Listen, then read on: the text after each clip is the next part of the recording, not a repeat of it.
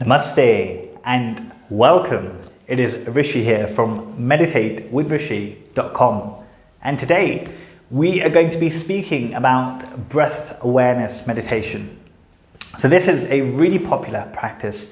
A lot of people, love using the breath as an object of focus. So I want to give you 3 tips that will enhance the quality of your meditation, allow you to go deeper and really get more out of the practice. Okay, so let's get into it. Tip number 1, I'm going to share 3 tips with you. Okay, so tip number 1 is that be the witness and not the doer. Be the witness, not the doer. Okay, so what does this mean, right? So when we are practicing breath awareness, it's important to remember that this is not pranayama, right? We're not trying to control the breath. We should not be actively doing the breathing. What we're doing is we are witnessing the breath as it happens. So letting the breath happen naturally and not controlling it, not directing the breath. Okay, I hope that makes sense. So see, the breath is always happening, right? Naturally. It's why we are alive.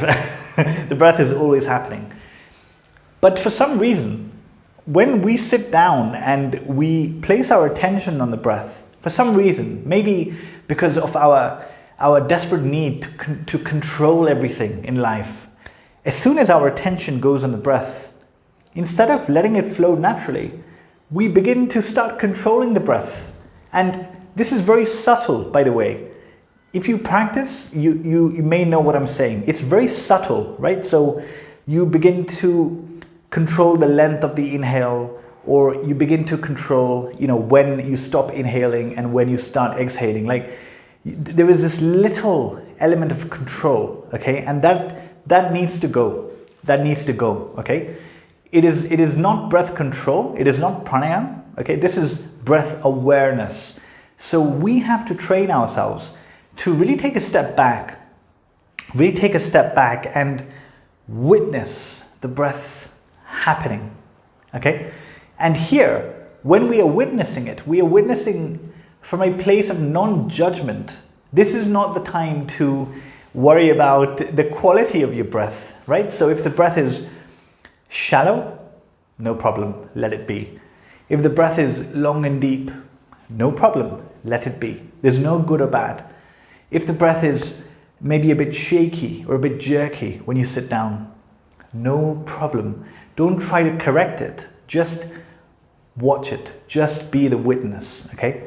Because you don't know what your state of mind is that day, what has happened, right? There's a reason why the breath is like that. So this is not the time to try and correct it. We correct the breath in the pranayama practice. We correct the breath in the whole day when we are trying to be calm and be mindful of the breathing, right? But in the breath awareness, that is all we're doing, awareness, just to become aware and to let it be just the way it is. In fact, this is beautiful training for life, because just think about it. If you can't let your breath be, if you can't let your breath be, how will you let somebody else be? How will you learn to let go of things? How will you learn, right? So this is training for life as well. We just have to let it be and just watch it. And the beautiful thing, just like in life, when you let go, when you let the breath be and just watch it without any judgment, automatically,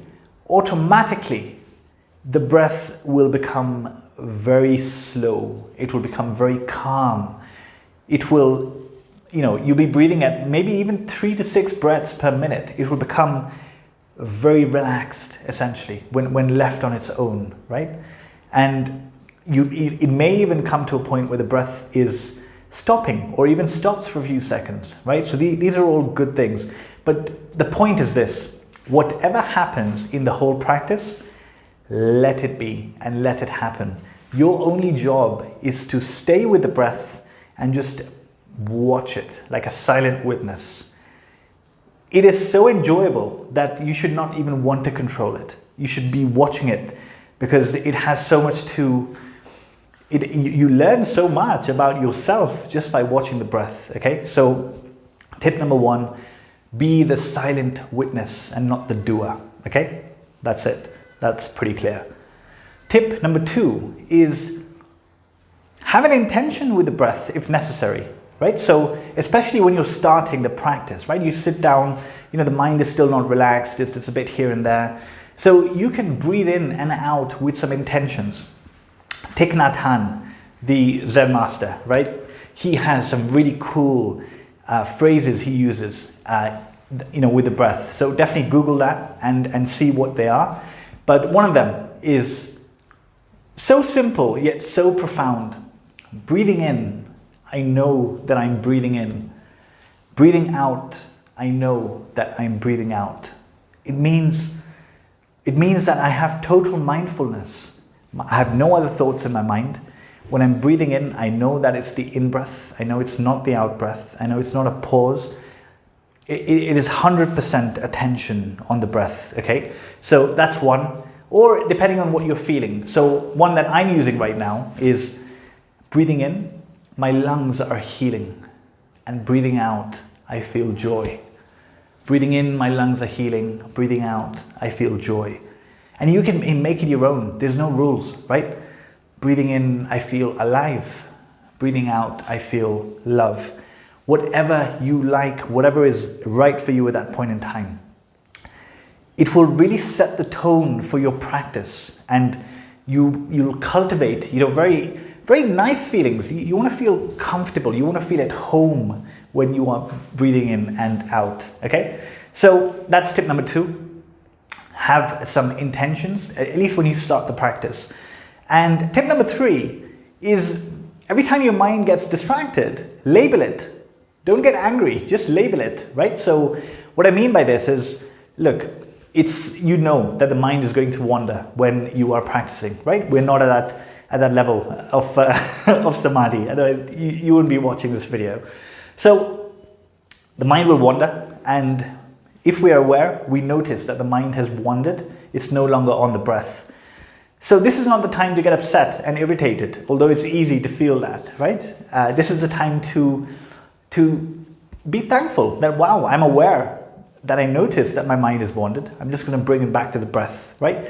But you can befriend the mind. You can make it like a game where you're telling your mind that, you are going to stay with the breath. You're not going to move.